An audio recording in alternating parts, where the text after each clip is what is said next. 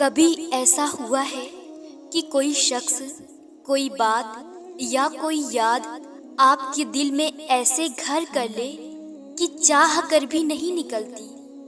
آپ نے لاکھ بار کوشش کی کہ اسے بھلا دے، خود کو مصروف رکھا، نئے کاموں میں ڈالا، ہنسی خوشی کا ماحول بنایا، لیکن دل کے کسی نہ کسی کونے میں وہ احساس، وہ چہرہ، وہ یاد پھر سے جاگ اٹھتی ہے۔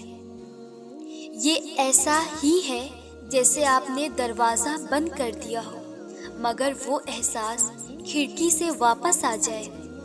ہم سوچتے ہیں کہ وقت ہر زخم بھر دیتا ہے، لیکن کچھ زخم وقت کے ساتھ مٹنے کے بجائے گہرے ہوتے جاتے ہیں۔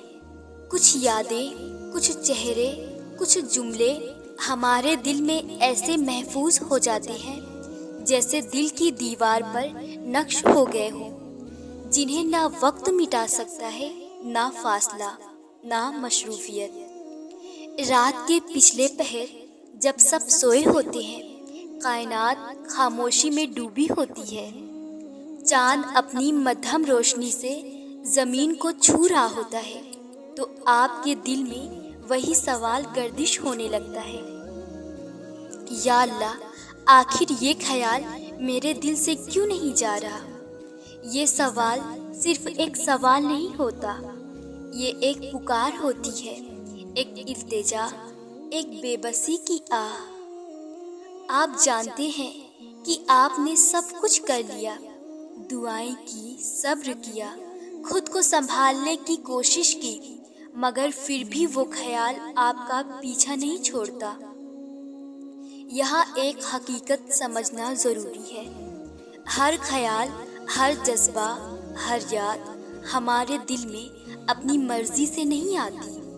قرآن ہمیں ایک عظیم راز بتاتا ہے، اور تم نہیں چاہ سکتے مگر جو اللہ چاہے۔ یہ آیت ہمیں یہ سمجھاتی ہے کہ دل کا اختیار بھی اللہ کے ہاتھ میں ہے۔ ہم یہ سوچتے ہیں کہ ہم اپنے دل کے مالک ہیں، لیکن اصل مالک تو اللہ ہے۔ وہ جسے چاہے، جب چاہے ہمارے دل میں ڈال دے، چاہے وہ محبت ہو، یاد ہو یا فکر۔ تو اگر کوئی یاد، کوئی خیال بار بار دل میں آتا ہے تو یہ صرف اتفاق نہیں ہوتا، یہ اللہ کی اجازت سے ہوتا ہے، اور اللہ کسی بات کو بے وجہ نہیں کرتا۔ اس کے پیچھے کوئی حکمت چھپی ہوتی ہے، کوئی مقصد، کوئی سبق یا کوئی فیصلہ جو ابھی ہمارے سامنے نہیں آیا۔ شاید اللہ چاہتا ہے کہ ہم اس خیال کے ذریعے کچھ سیکھیں، شاید وہ چاہتا ہے کہ ہم زیادہ دعا کریں، زیادہ گڑ گڑائیں، زیادہ اس سے قریب ہو جائیں۔ شاید وہ چاہتا ہے کہ ہم سمجھ جائیں کہ ہم اپنی زندگی کے کنٹرول میں نہیں بلکہ اس کی قدرت کے کنٹرول میں ہیں۔ یاد رکھیں، دل کا حال اللہ سے بہتر کوئی نہیں جانتا۔ ہم خود کو جتنا بھی مضبوط سمجھ لیں، کچھ احساسات ایسے ہوتے ہیں جو ہماری سمجھ اور طاقت سے باہر ہوتے ہیں۔ یہی احساسات ہمیں یہ یاد دلاتے ہیں کہ ہم انسان ہیں، کمزور، محتاج اور اپنے رب کے محتاج۔ اور کبھی کبھی وہ خیال جو آپ بھلانا چاہتے ہیں وہی آپ کو اللہ کی طرف واپس لے جاتا ہے۔ وہ آپ کی دعاؤں کو گہرا کرتا ہے، آپ کے آنسوؤں کو پاک کرتا ہے اور آپ کو عاجزی سکھاتا ہے۔ ویڈیو کو آگے بڑھانے سے پہلے گزارش کرتی ہوں، اگر ویڈیو کو ابھی تک لائک نہیں کیا تو لائک کر دیں اور چینل کو سبسکرائب کریں تاکہ آپ کو مزید ایسی ویڈیوز ملتی رہیں۔ جزاک اللہ۔ یہ 5 نشانیاں بتاتی ہیں کہ اللہ آپ سے کیا چاہتا ہے۔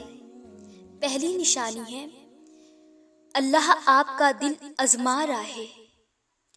کبھی اللہ کسی یاد یا محبت کے ذریعے دیکھتا ہے کہ آپ کا دل کس کے ساتھ بندھا ہے۔ کیا آپ کا سہارا ایک انسان ہے یا آپ نے اپنے دل کو اللہ سے جوڑ لیا ہے؟ یہ یاد ایک آزمائش ہے کہ آپ دنیا کے راستے کو اللہ کے حکم پر چھوڑ سکتے ہیں یا نہیں۔ دوسری نشانی، اللہ چاہتا ہے آپ صبر کریں۔ صبر کا مطلب صرف برداشت نہیں ہوتا، بلکہ اللہ پر بھروسہ کرنا ہے کہ جو ہو رہا ہے وہ آپ کے حق میں بہتر ہے۔ شاید یہ یاد آپ کے صبر کی ٹریننگ ہے تاکہ آپ زندگی کے بڑے امتحانات کا سامنا مضبوط دل سے کر سکیں۔ تیسری نشانی ہے، اللہ آپ کو دعا پر قائم رکھنا چاہتا ہے۔ کچھ یادیں اللہ ہمیں اس لیے دیتا ہے تاکہ ہم بار بار دعا کے لیے اس کے در پر آئیں۔ ہر بار جب یہ خیال آتا ہے، آپ کا دل اللہ کی طرف مڑتا ہے۔ یہی وہ قربت ہے جو اللہ کو پسند ہے۔ چوتھی نشانی ہے، اللہ چاہتا ہے آپ کچھ سیکھیں۔ کچھ لوگ ہماری زندگی میں سبق دینے کے لیے آتے ہیں، رہنے کے لیے نہیں۔ شاید اس یاد کے پیچھے ایک سبق ہے، صبر کا، شکر کا، یا خود کو پہچاننے کا۔ جب آپ سبق سیکھ لیتے ہیں تو یہ یاد خود بخود مدھم ہو جاتی ہے۔ پانچویں نشانی ہے، اللہ آپ کو کچھ بہتر دینا چاہتا ہے۔ کبھی اللہ کسی چیز کو ہمارے دل سے نہیں نکالتا کیونکہ وہ خود چاہتا ہے کہ ہم اس سے بہتر کے لیے تیار ہو جائیں۔ وہ ہمیں اس وقت تک اس کیفیت میں رکھتا ہے جب تک ہم مضبوط نہ ہو جائیں، اور پھر وقت آنے پر وہ ہمیں عطا کرتا ہے جو ہماری دعا سے بھی زیادہ خوبصورت ہوتا ہے۔ اگر کوئی خیال دل سے نہیں جا رہا تو سمجھ لیں یہ دل کی بیماری نہیں، یہ اللہ کی طرف سے ایک پیغام ہے۔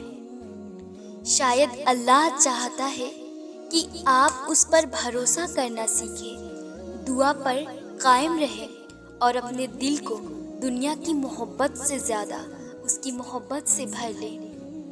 اللہ سے دعا کیا کریں، یا اللہ جو میرے لیے بہتر نہیں اسے میرے دل سے نکال دے، اور جو میرے لیے بہتر ہے اسے میرے نصیب میں لکھ دے۔ میرے دل کو اپنے ذکر سے زندہ کر دے، اور میری آنکھوں کو صرف وہ راستہ دکھا جو تیری رضا تک پہنچائے۔